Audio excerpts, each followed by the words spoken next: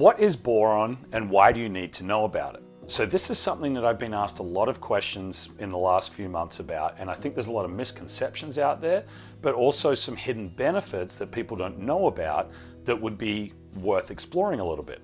So first of all, let's look at what boron is.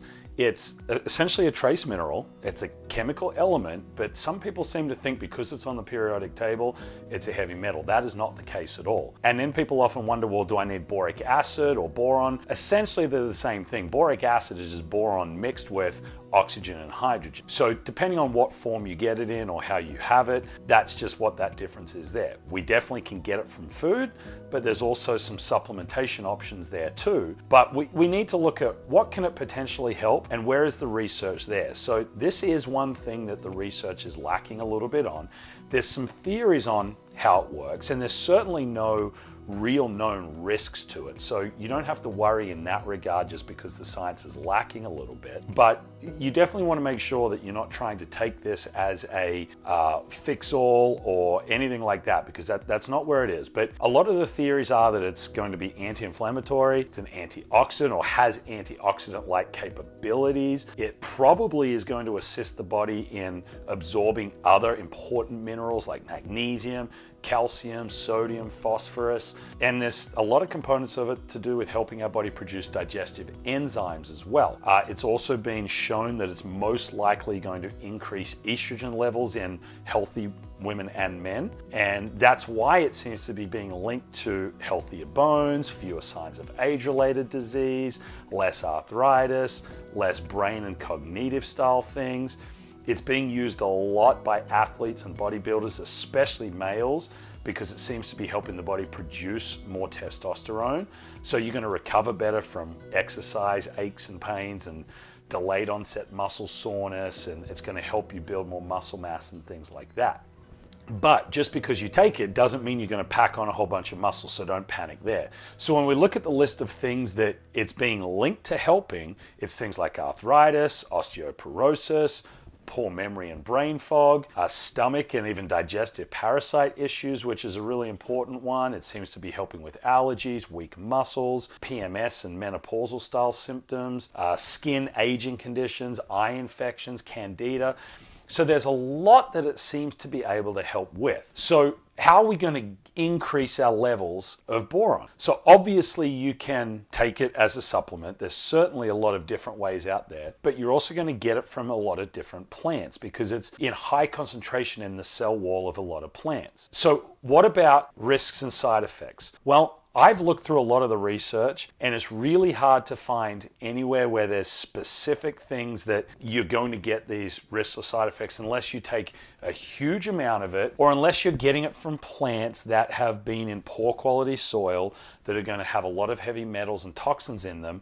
But again, that's not really the fault of boron, that's the quality of the plant that we're eating. So if you have very, very high levels, like really high levels, here are some of the rare side effects that can occur that we always want to be careful of.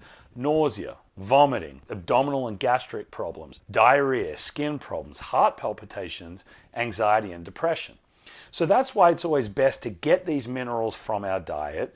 But if you're going to supplement with them, then you've got to make sure that the quality of the supplement is high.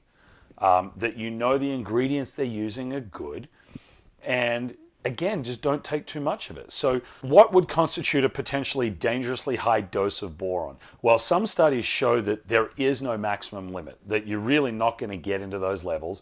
Others say 20 milligrams a day shouldn't be exceeded for adults. So, and then children should be no more than 17 milligrams a day. So unless you're working with someone, you wouldn't want to have a lot of boron as a supplement anyway. But I also don't see a need to have that much. So try and get most of it from the diet if that's what you're going to do.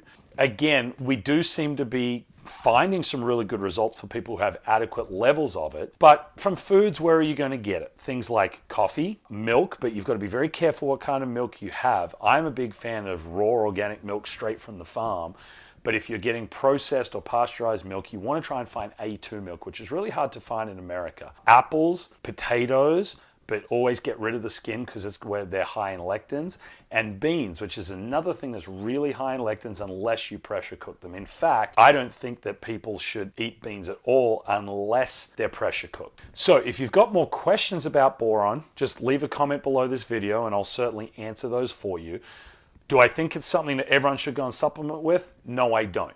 But if you're at risk for some of those things that we talked about earlier, osteoporosis, arthritis, brain fog, some of those issues, and especially if you're dealing with those things while navigating a root cause problem like mold or parasites or something else, then boron could very well be something that's worthwhile adding into your either supplement or diet regime for a period of time.